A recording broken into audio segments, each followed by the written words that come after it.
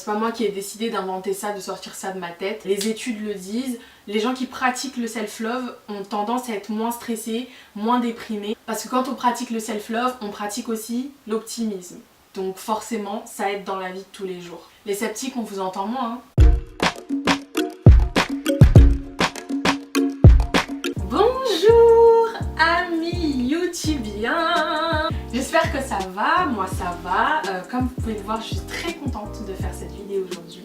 Déjà d'une parce que c'est seulement une semaine après avoir posté ma dernière vidéo. Trop fière de moi. Et deuxièmement parce que c'est un sujet que j'aime trop, qui me tient trop à cœur. En vrai je pense que je dis ça à chaque fois, mais là vraiment c'est tellement important parce que pour moi c'est la base de tout et j'irais même jusqu'à dire que c'est la base du bonheur. Le self-love, c'est-à-dire l'amour de soi. Donc le self-love, personnellement j'ai l'impression qu'on en entend de plus en plus parler. On entend souvent love yourself, aime-toi toi-même, accepte-toi toi-même, etc. Et je pense que tellement on en entend parler, maintenant en fait on sait même plus ce que ça veut dire, on sait même plus quoi faire pour le faire vraiment concrètement, si on doit le faire ou si c'est juste un truc marketing et qu'en fait ça sert à rien. Donc je vais essayer d'expliquer ce que c'est et d'expliquer pourquoi est-ce que c'est important. J'en profite pour dire que cette vidéo ce sera pas juste un one shot, c'est-à-dire que là j'explique un peu ce que c'est et donc pourquoi c'est important comme j'ai dit, mais donc les 2 prochaines semaines je vais poster donc 2 prochaines vidéos qui seront plus des guides, donc vraiment des choses à faire, des choses à comprendre pour pratiquer le self-love. Cette vidéo elle est pour tout le monde, elle est aussi bien pour les personnes qui n'ont jamais entendu parler du self-love plus en détail que ça, elle est pour les personnes qui trouvent ça totalement cucu, perché et qui pensent que ça sert à rien, et elle est aussi pour les personnes qui potentiellement aimeraient bien commencer mais savent ni pourquoi ni comment. Cette vidéo va être coupée en 3 grandes parties. Première partie, c'est quoi exactement le self-love? La deuxième partie, qu'est-ce que le self-love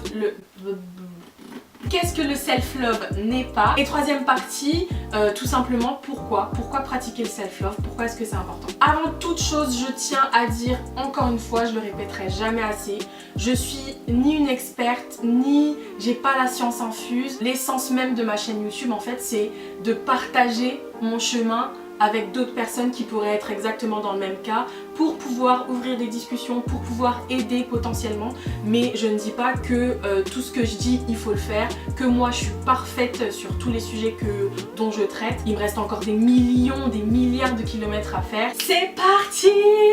La meuf est trop contente, je suis trop contente les gars de cette vidéo. Première partie donc, c'est quoi ce fameux self-love dont on entend tant parler? Le self-love ou l'amour de soi, comme son nom l'indique, c'est de s'aimer soi-même, d'apprendre à développer une relation amoureuse, amicale avec soi-même. Ça peut paraître un peu bizarre dit comme ça, mais pour comprendre vraiment en profondeur ce que c'est le self-love, il faut vraiment, à mon avis, le voir comme ça. Le voir comme une relation et probablement l'une des relations les plus importantes en fait qu'on peut développer dans sa vie. Et comme toute relation, ça demande des efforts, c'est comme une plante qu'on doit arroser tous les jours, j'adore cette image. Mais c'est comme une plante, une relation amicale, amoureuse, tu l'arroses pas, tu n'y fais pas attention, en fait, ça va pas rester intact. C'est pareil pour la relation avec soi-même, c'est pareil pour l'amour de soi, ça se travaille. Comment est-ce que ça se caractérise? C'est réfléchir à des actions, aux actions qu'on fait au quotidien et se dire, ok, je fais ça pour mon bien-être, je fais ça pour être bien dans ma vie, je fais ça pour être heureux, heureuse, parce que je m'aime et je mérite d'être heureuse et cette vie c'est moi qui l'amène, c'est ma vie quand même jusqu'à preuve du contraire. Donc j'ai le droit de m'aimer et de faire ces actions parce que ça me rend heureux ou heureuse. Et au contraire faire en sorte d'enlever toutes ces actions, ces pensées négatives hors de sa vie, hors de son cerveau, hors de tout l'espace qui nous entoure. Encore une fois parce qu'on s'aime tellement qu'en fait on n'a pas envie de se parasiter. La vie est trop courte, flemme. Le self-love déjà c'est se connaître soi-même, savoir qui on est, qu'est-ce qu'on aime, nos qualités, nos défauts. Parce que le self-love aussi c'est quoi? C'est s'accepter. Et c'est pas accepter que les positifs. C'est pas s'accepter que quand on se sent super confiant, super en forme et tout. Non, c'est accepter aussi le fait qu'aujourd'hui si ça se trouve je vais bien aller, mais demain ça se trouve je serai dans la merde et je vais me sentir comme une merde aussi. Mais c'est pas grave.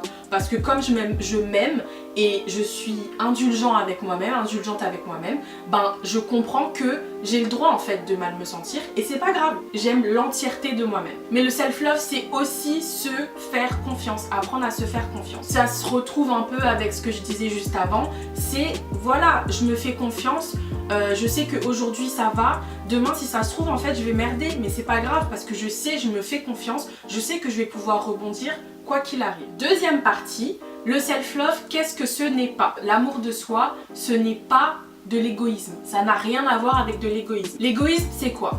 Ben, on va chercher la définition exacte. Par définition Wikipédia. L'égoïsme est un tempérament qui consiste dans une définition populaire à avoir tendance à privilégier son intérêt propre aux dépens de celui du reste du monde en général ou d'autrui en particulier. Donc voilà, ça c'est la définition de l'égoïsme. C'est-à-dire que dans ce qu'on fait tout le temps, tous les jours, en tant qu'égoïste, on décide de privilégier ses propres intérêts aux dépens des intérêts des autres, on s'en fout des autres. Or, apprendre à se connaître, prendre du temps pour soi-même, arrêter de toujours vouloir faire plaisir aux autres au lieu de vouloir se faire plaisir à nous-mêmes, ça c'est pas de l'égoïsme. C'est juste se rendre compte que, encore une fois, on vit toute une vie dans notre corps, dans notre esprit. Alors si en fait on s'entend pas avec nous-mêmes, on n'est pas en accord avec nous-mêmes, frère, la vie c'est nul en fait, c'est nul. D'ailleurs les antonymes ou le contraire de l'égoïsme, ce serait quoi? Ce serait la philanthropie, la générosité, etc. Or, quand on s'aime soi-même et quand on pratique le self-love, bah en fait on ne peut que redonner encore plus d'amour aux autres. Mais ça, c'est encore un autre débat, ne vous inquiétez pas, on y vient. Le self-love, ce n'est pas non plus une destination. C'est-à-dire que vous pouvez pas vous dire, ok, aujourd'hui, je décide de travailler le self-love et dans 6 mois, ça y est, je vais arriver, le self-love, je l'aurai torché. Non, non, non. Le self-love, c'est comme le bonheur, c'est un chemin, c'est un cheminement.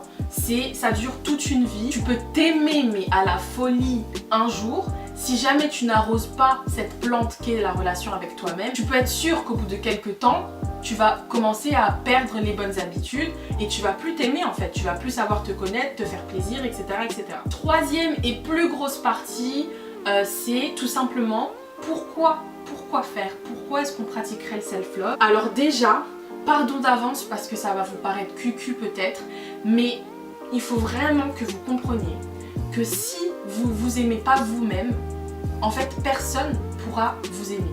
Et c'est pas parce que personne voudra vous aimer, c'est juste que personne ne pourra, ne réussira à vous aimer pour ce que vous êtes. Pourquoi? Parce que vous-même, vous saurez pas vous aimer, vous saurez même pas qui vous êtes réellement. Donc comment est-ce que vous voulez que les gens à l'extérieur ils sachent mieux que vous? Et ça s'explique, en tout cas moi je me l'explique de manière hyper concrète et pas du tout cuculapraline. C'est juste que moi, je me connais pas, j'apprends pas à me connaître et en plus de ça, je m'aime pas. En fait, cette image-là que j'ai de moi-même, c'est ce que je vais donner au monde.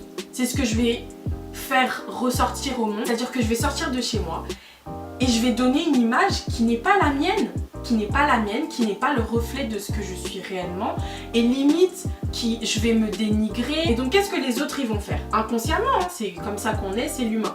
Qu'est-ce que les autres ils vont faire? Ils vont se comporter avec toi en se basant sur ce que tu leur donnes et ce que tu leur renvoies. La deuxième raison pour laquelle c'est hyper important de pratiquer le self-love, c'est que dans la vie, c'est hyper important de connaître sa valeur. Il faut savoir ce qu'on vaut, il faut savoir qui on est, il faut savoir ce qu'on accepte des autres et de la vie ou pas. Et ça mes amis, je peux vous dire que si vous pratiquez pas le self-love, si vous ne vous aimez pas vous-même, vous pourrez pas savoir votre valeur. Un jour j'ai eu une discussion hyper intéressante avec quelqu'un qui me disait Tiffany, il faut que tu saches ta valeur, il faut que tu connaisses ta valeur profondément et que tu en sois persuadée. Parce que si tu le fais pas, ce sont les gens qui vont te donner une valeur.